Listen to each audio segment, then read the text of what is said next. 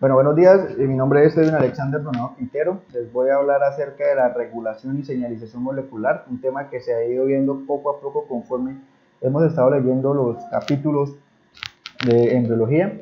De pronto es un tema que algunos conceptos ya hemos visto en otras materias, pero pues se hace necesario realizar como tal un pequeño repaso de esos temas que ya se conocen, ¿no? Y el primer término que hay que identificar dentro de esto es el genoma, que ya sabemos que es el conjunto de información que está incluida dentro del ADN, tanto el ADN mitocondrial como el ADN cromosómico. Una de las características a resaltar o uno de los datos a resaltar es que cuando se culminó el proyecto de genoma humano se alcanzaron a codificar aproximadamente 23.000 genes. Esto causó mucha sorpresa puesto que los investigadores esperaban encontrar aproximadamente alrededor de 100.000 genes, debido a que se conocían esa misma cantidad aproximada de proteínas o de moléculas, bien sean proteínas, ARN ribosomal, ARN de transferencia. Entonces ellos esperaban que por cada una de esas proteínas existiese un gen. Al encontrar que solamente hay 23.000 genes, pues se estableció la hipótesis que se mantiene hasta el momento, y es que un gen puede codificar para múltiples moléculas, ¿no? Otro que hay que resaltar acá, antes de iniciar con el tema como tal, son estos actores que hacen parte de la transcripción genética, ¿no? Y tenemos como tal lo que se conoce como el complejo o la cromatina. En este gráfica que nos muestra el libro, hace referencia como tal a una de las condensaciones que se conoce del ADN. Esta creo que es la del segundo grado, que está sobre el orden de los 30 nanómetros. Hay algunas actores aquí que están describiendo, por ejemplo, el complejo de histonas, que ya sabemos que es un octámero, o sea, 8 proteínas unidas en un complejo. 2H2A, 2H2B, 2H3 y 2H4 conforman el complejo de histonas. Este complejo de histonas está envuelto por dos vueltas, valga la redundancia, de ADN, que se creen que son aproximadamente 140 pares de bases que hacen parte de estas dos vueltas.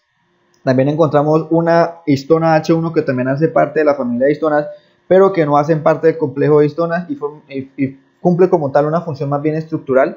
Ellas permiten pues que el ADN se una a este complejo de histonas y no se degrade, y por lo tanto también que se conforme esta estructura tridimensional pues que aquí estamos viendo.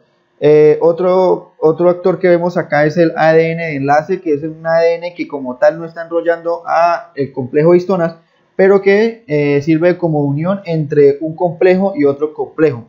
Y este complejo de histonas junto con el ADN, junto con la histona H1 y junto a este ADN de enlace, es lo que se conoce como el nucleosoma, o esta pelotica que estamos viendo acá es lo que se conoce como el nucleosoma.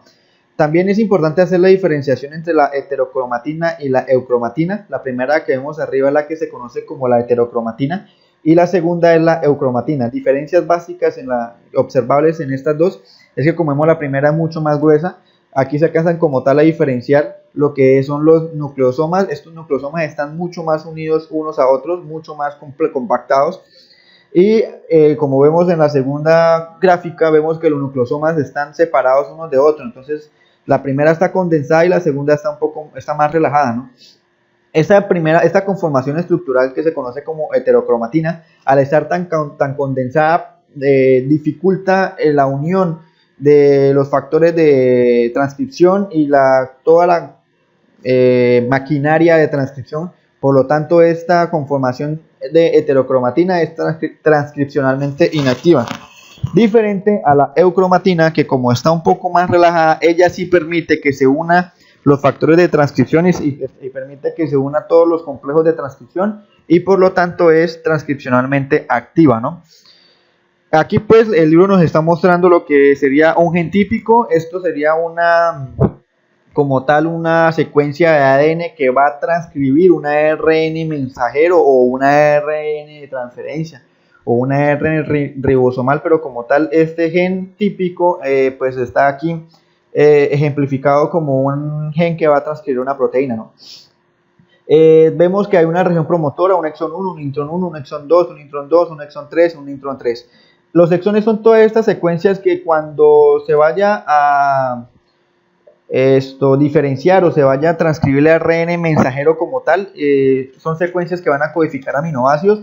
Estos intrones son secuencias de nucleótidos que después de que se transcriba el ARN mensajero se van a cortar y se van a eliminar o se van a convertir en otro tipo de ARN, pero como tal ellos no transcriben o no traducen para ningún aminoácido y ninguna proteína, ¿no? Dentro de la región promotora hay una secuencia que se conoce como la caja TATA, que es una secuencia de varios pares de bases de timina y adenina, que en esta caja TATA es donde va a haber la unión del factor de transcripción para iniciar como tal la transcripción. Primero se une el factor de transcripción a esta caja TATA y posterior a la unión de este factor de transcripción empieza la unión de toda la maquinaria de transcripción, que va a empezar la transcripción como tal de este ARN mensajero, ¿no? También vemos que en el último exón como tal, exón 4, hay otras regiones que también están marcando.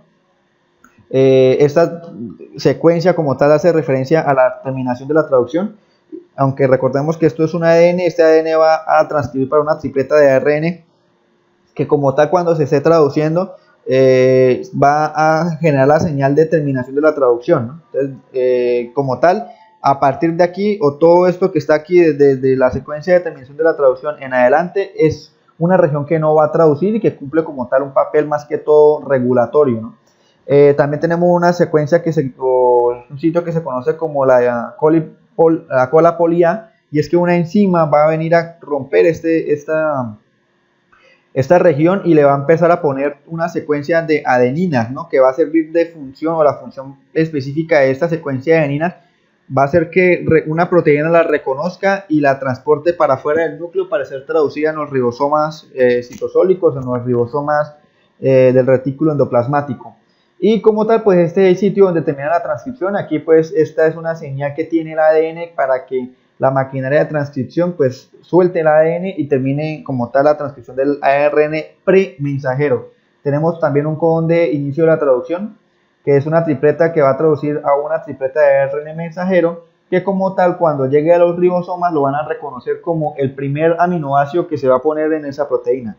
Y tenemos la secuencia potenciadora, que es una secuencia que también cumple un papel regulatorio, que como tal es un papel que si la proteína, por ejemplo, si la célula necesita codificar mucha más proteína, entonces el factor de transcripción se va a unir a esta secuencia potenciadora y va a hacer que esta caja TATA sea mucho más visible para los factores de transcripción de este gen, y por lo tanto se transcriba mucho más ARN mensajero y por lo tanto se traduzca mucha más proteína. Pero también a su vez sirve como papel inhibitorio. Si ya hay que parar la transcripción de este ARN mensajero, pues entonces se debe unir un factor de transcripción a esta secuencia potenciadora, y pues haría todo lo contrario de la descripción anteriormente mencionada. Aquí estamos viendo, o el libro nos pone un gen hipotético. Esto es un ejemplo de un gen donde encontramos también tanto exones como intrones, y aquí lo que nos quiere explicar esta imagen es lo que se conoce como el splicing alternativo o el corte y empalme alternativo.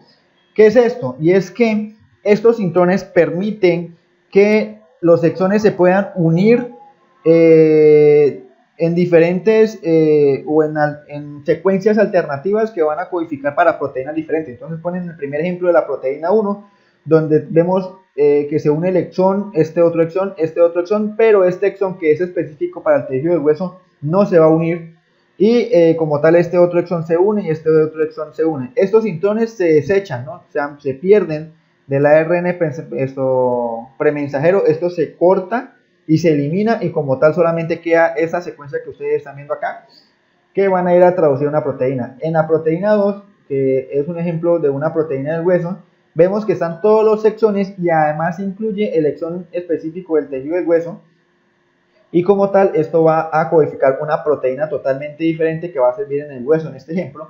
Y como tal esta proteína 3 no incluyó el exón del tejido del hueso ni tampoco incluyó el último exón, y solamente estos 4 exones se van a unir y van a codificar por una proteína diferente. Así como este ejemplo de estas 3 proteínas, estos exones que ustedes ven ahí en el gen hipotético pueden unirse de las formas, de formas distintas y codificar para diferentes proteínas. ¿Qué nos muestra acá? La variabilidad genética de un gen que a partir de un solo gen pueden codificar, en este ejemplo, hasta 3 proteínas diferentes. Pero si, por ejemplo, como tal llega otra proteína donde no se le une este exón, si no quiere, no incluye este exón, sino los otros exones, por ejemplo, este exón, este otro exón, este otro exón y este otro exón, y eliminamos este, puede codificar otra proteína totalmente diferente. Bueno, y ahora sí entramos en materia de lo que es la señalización molecular. Y hay un proceso que se considera por los expertos el más importante dentro de la diferenciación y el desarrollo embrionario, que se conoce como la inducción y formación de órganos.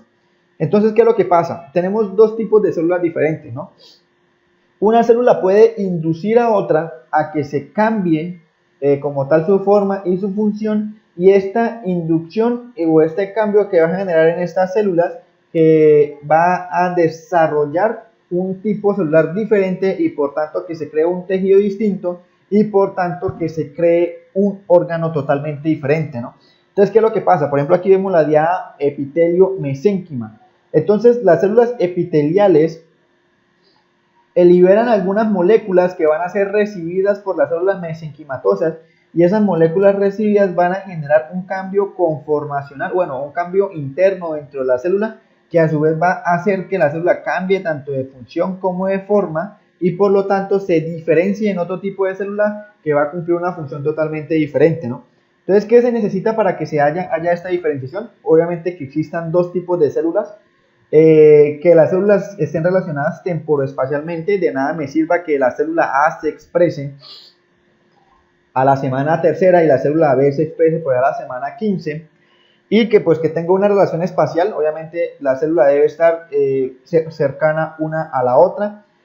Debe existir una célula que libere como tal esa molécula, que sea capaz de inducir el cambio de la otra célula, que se va a conocer como la célula inductora, y debe existir una segunda célula que va a recibir esa información de la primera célula y tiene que ser capaz de desarrollar el cambio, que se conoce como la célula competente. ¿Pero por qué competente? Porque esta célula debe estar en la capacidad y debe tener la competencia de desarrollar ese cambio, ¿no? Y obviamente pues de nada sirve que la célula A libere moléculas que van a ser recibidas por la célula B, pero esta célula B no tenga la capacidad o no tenga el receptor como tal específico para desarrollar el cambio. Y pues también puede existir el caso de que la población o la célula inductora libere hormonas o libere moléculas que no estén completamente, o sea, no sean adecuadas, y por lo tanto genere una comunicación errónea a la célula competente, ¿no? Pues aquí, volviendo a esta imagen, el libro nos muestra es la diada epitelio-mesénquima, que es una de las más importantes, pero no es la única, puesto que puede haber epitelio-epitelio, un epitelio inducir el cambio en otro epitelio, e incluso esta diferenciación puede ser retroactiva. Tanto el epitelio puede generar la diferenciación del mesénquima, como el mesénquima puede generar la diferenciación del epitelio, y esto puede incluso pasar al mismo tiempo, ¿no? Uno de los ejemplos más básicos de esta inducción y formación de órganos es el desarrollo del hígado. Aquí lo que vemos pues es el tubo gástrico que proviene del endodermo. Este conito como verde que ustedes ven acá hace referencia pues al tejido mesenquimatoso que nace desde el tubo gástrico hasta pues la pared ventral, y como nos damos cuenta, esto que se está formando acá es la yema hepática, ¿no? Y esto es producto a que las células del endodermo del tubo gástrico envían señales inductorias que son recibidas por las células mesenquimatosas, y lo que hacen es que estas células mesenquimatosas cambian conformacionalmente, cambian su estructura, cambian su función y se diferencian en células hepáticas, y como tal pues así empieza el desarrollo, en este caso del hígado, ¿no? Esto es un ejemplo como tal de la inducción de un cambio en las células que van a generar un cambio en el tejido, y por lo tanto van a generar el desarrollo de un órgano nuevo. Pero ¿cómo sucede esta inducción o esta señalización celular? Bueno, hay dos tipos de señalizaciones celulares: la señalización paracrina y la señalización yuxtacrina. ¿Cómo funciona la señalización paracrina? Y es que, como hemos visto en materias como bioquímica, necesitamos una proteína que es una proteína receptor, que es una proteína transmembrana, tiene pues un complejo extracelular y un complejo intracelular en el lado citosólico. Entonces, ¿qué pasa? Esta proteína pues es un receptor de ligando específico, ¿no? Obviamente este receptor debe ser específico para una proteína o un ligando específico. Cuando este ligando se une a esta proteína, se genera un cambio conformacional en la estructura tridimensional, pero al interior de la célula.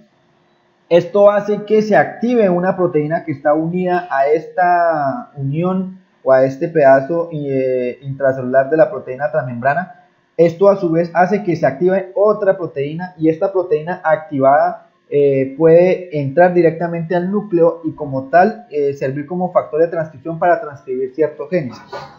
Esta transcripción o esta activación se conoce como activación en cascada. Se produce muchas veces en estos casos específicos pues como tal por la fosforilación de las proteínas o de las enzimas y muchas veces incluyen varios actores, no solamente los que están aquí, sino puede haber esta proteína activar otra proteína que a su vez activa a otra proteína que a su vez activa otra proteína que al final va a servir como factor de transcripción como tal. Y en resumen, el ligando va a activar una serie de funciones en cascada que va a terminar con la activación de la transcripción de un gen específico, y esto es lo que se conoce como la señalización paracrina. La señalización yuxtacrina, en contraparte de la paracrina, si nos damos cuenta, en la paracrina pues no debe haber una interacción célula-célula, el ligando puede estar en la matriz extracelular y reconocer el receptor y unirse a ese receptor y generar la cascada de activación que ya les mencioné.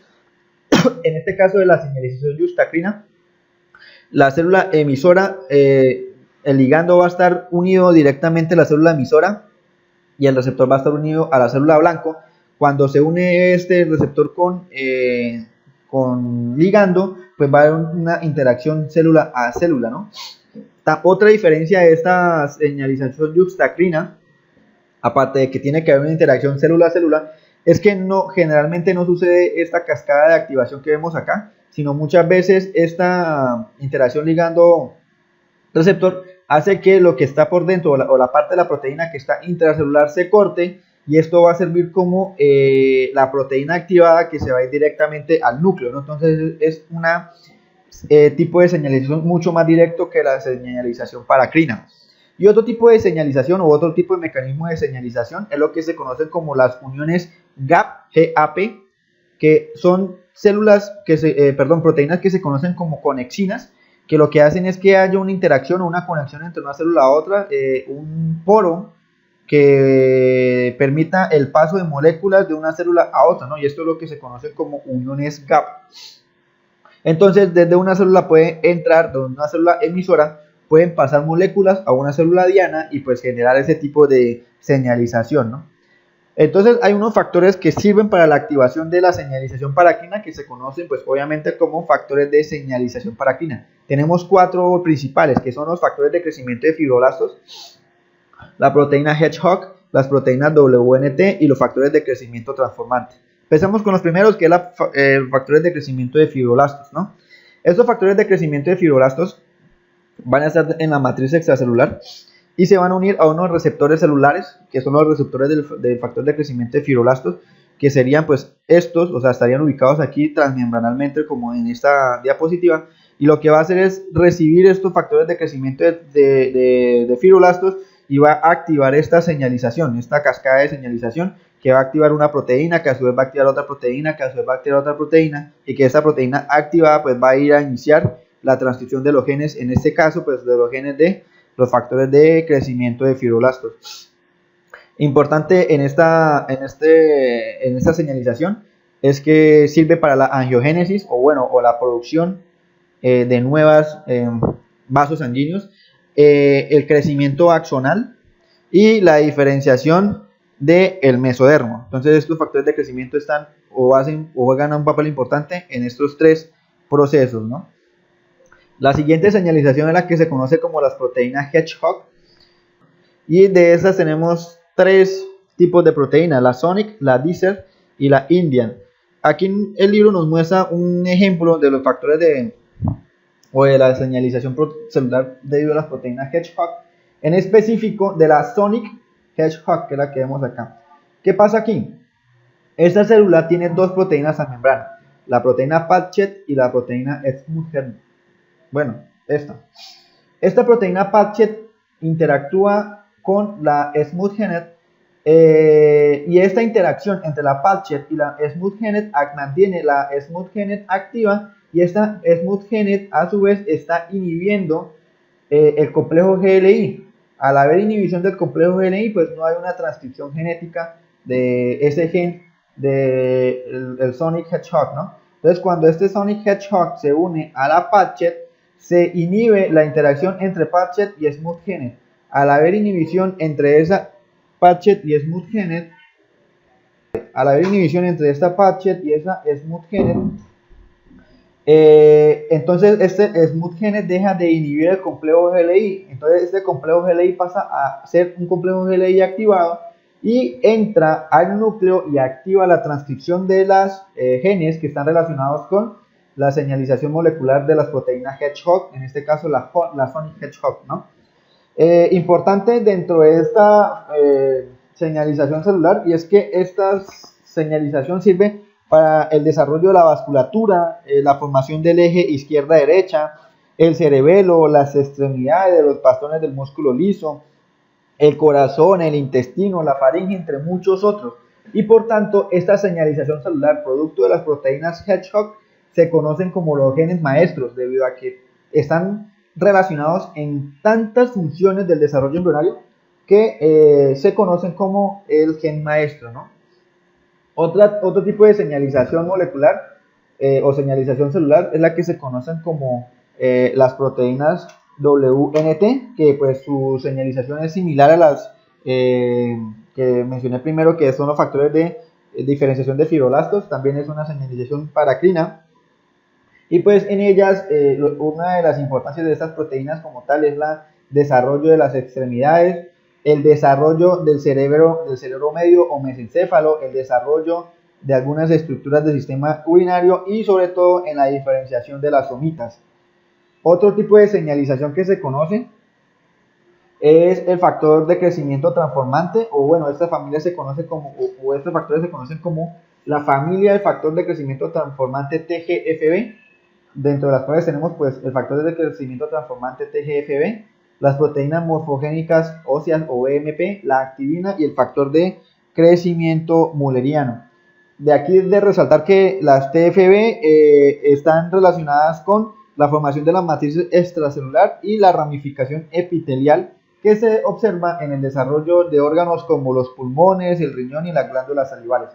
Y otra de las proteínas importantes es la proteína morfogénica ósea o la BMP, que está muy relacionada en la inducción y en la formación del hueso, y también participa en la división celular, la muerte celular, la migración celular y entre otras cosas, ¿no?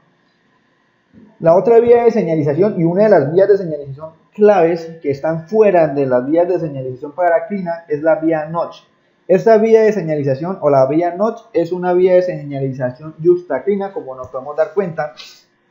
Hay una interacción célula-célula, ¿no? Donde un ligando está unido a una célula y el receptor está unido a otra célula. Entonces, ¿qué pasa? Que cuando el ligando se une al receptor, hay una, en este caso o en la vía Notch, hay una escisión o un corte de la parte interna de esa proteína transmembrana. Ese corte o esa proteína que queda dentro de la célula, o sea, esa proteína que se cortó y queda libre en el citosol, se va a ir directamente al núcleo. Recordemos que ella no va a activar la cascada de activación, valga la redundancia, que vemos en la paracrina, sino que directamente esa proteína que se corta dentro de la célula se va a ir al núcleo y va a activar la transcripción. En este caso, en la vía Notch, dentro del núcleo hay unas proteínas asociadas al ADN que están inhibiendo como tal la transcripción de los genes que están relacionados con la vía Notch. Esta proteína que se cortó, o este pedazo de proteína que se cortó y quedó libre, se va a unir a esas otras proteínas que están asociadas al ADN y van a como contrarrestar o a desinhibir la inhibición. Vuelvo y vale la redundancia. Va a inhibir como tal esa, o a contrarrestar esa inhibición que existe de estos genes, y al contrarrestar esa inhibición pues se permite la transcripción de esos genes que están relacionados con la vía Notch, ¿no? Vemos que es una traducción de señales mucho más directa. El ligando, vuelvo y repito, se une al receptor, ese receptor dentro de la célula, esa proteína que transmembrana o esa parte de la proteína transmembrana dentro de la célula se corta y esta proteína transmembrana va a irse directamente al núcleo donde se va a unir a las proteínas asociadas al ADN que están inhibiendo la transcripción de esos genes, y al unirse a esas proteínas que están inhibiendo esa transcripción, pues permite que inicie la transcripción de los genes que están relacionados con la vía Notch. Como tal, esto es una vía de señalización muy importante y está relacionado con la diferenciación o la producción de la segmentación de las somitas, el desarrollo de las células beta del páncreas, perdón, la diferenciación de las células B y T de los linfocitos en el sistema inmunitario, el desarrollo de las células ciliadas del oído interno, incluso en la tipificación del tracto de salida del sistema cardíaco en desarrollo, ¿no? Y como tal hemos terminado como las vías de diferenciación o la señalización molecular. Muchas gracias.